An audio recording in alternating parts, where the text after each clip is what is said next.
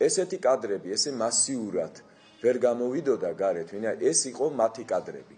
ისინი ახდენდნენ ესეთ ჩაწერებს და შემდეგ ამ ჩაწერებს უჩვენებენ იმ ადამიანებს, რომლის მიმართაც ხორციელდებოდა ესეთი შეურაცხყოფელი საქციელი და ამით ასე ვთქვათ აიძულებდნენ ამ ადამიანებს მომავალშიც ეთანამშრომლად მათთან და ასე ვთქვათ მონამორჩილებაში ყოლოდათ და აეძულებინათ სხვადასხვა რაღაც ბინძური საქმიანობის კეთება, ხო? და როგორ მოხდა ესე რომ ესე მასიურად ეს კადრები გამოვიდა გარეთ.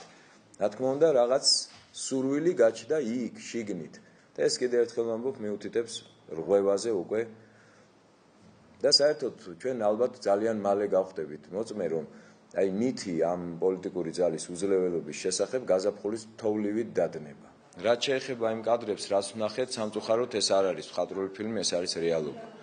ეს არის რეალური სახე ჩვენი ხელისუფლების, უბრალოდ ვიზუალში დანახული და ამიტომ მოახდინა ესეთი ასე ვთქვათ ძიმე შთაბეჭდილება ჩვენ საზოგადოებაზე.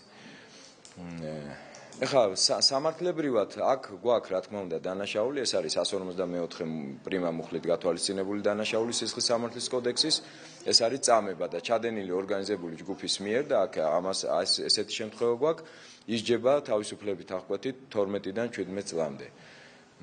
სამართლებრივი პასუხისმგებლობა უნდა სასამართლო განსაზღვროს და დააკისროს, ხო, დამნაშავე პირებს. რაც შეეხება მორალურ პასუხისმგებლობას, ესეც აუცილებლად უნდა დაეკისროს და ვის უნდა დაეკისროს? უნდა დაეკისროს იმ პოლიტიკურ გუნდს, რომელიც არის ხელისუფლებაში.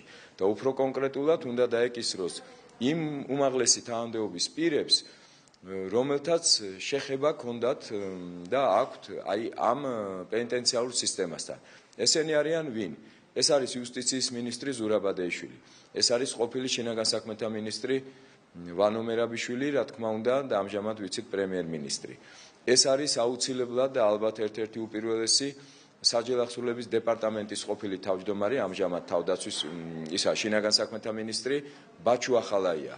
და სწორედ მის მიერ მოზიდული კადრები იყვნენ იქ მრავალი ამოიცნეს ჩემმა კოლეგებმა ადვოკატებმა, რომლებიც უშუალოდ ახორციელებდნენ მათ. ძირითადად ბაჩუ ახალაიას კადრებია ისინი, ვინც ამ საზერელ დანაშაულებს ჩადიოდა. და რა თქმა უნდა, ეს არის ქვეყნის პრეზიდენტი მიხეილ სააკაშვილი და რატომ ვამბობ ამას? ვინაიდან ჩვენ ვნახეთ, რომ ეს არ იყო ერთჯერადი შემთხვევა. ამას ჰქონდა სისტემატიური ხასიათი საჯელახსოვრების სისტემაში, აი ესეთ მძიმე დანაშაულებს, ხო? ესეთ წამების და არაადამიანური დამამცირებელი მოპყრობის ფაქტებს.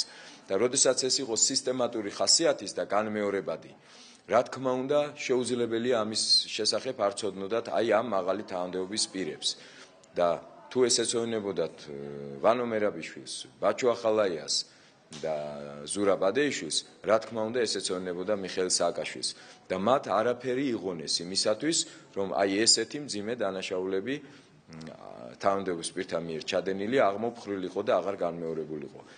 ესე იგი პოლიტიკური პასუხისმგებლობა როგორც მინიმუმ მათ ეკისრება და უფრო მეც ვიტყვი, სხვა თუ არაფერი დანაშაულის განუცხადებლობისათვის და უფრო სწორედ დაფარვისათვის, უკვე მომხდარი ფაქტის დაფარვისათვის მაინც მათ სისხლის სამართლებრივი პასუხისმგებლობას უნდა დაეკისროს, მაგრამ ძირითადი და წამყვანი ამ შემთხვევაში მათ მიმართ არის პოლიტიკური. ეხლა ვინ უნდა დააკისროს პოლიტიკური პასუხისმგებლობა? უნდა დააკისროს საზოგადოება. ჩვენ საზოგადოებას აქვს ძალიან კარგი შანსი, აი ეხლა საპარლამენტო არჩევნებზე დააკისროს ამ პოლიტიკურ გუნდს და მათ აი ამ წარმომადგენლებს ეს პასუხისმგებლობა და ეს პასუხისმგებლობა გამოიხატება იმათში, რომ მათ არ უნდა მიეცეთ საშუალება პოლიტიკურ ასპარეზზე იყვნენ. მე არ ვიცი ახლა ეს განახორციელა ბატონმა ვანო მერაბიშვილმა თუ სხვა თანამდებობის პირმა, მაგრამ ცხადია, რომ მხოლოდ დღევანდელი ხელისუფლების ხელთ იყო ეს კადრები და იქიდან მოხდა გაჟონვა. ეს უკვე მიუთითებს აშკარად იმაზე, რომ ხელისუფლების შიგნით არის რღვევა.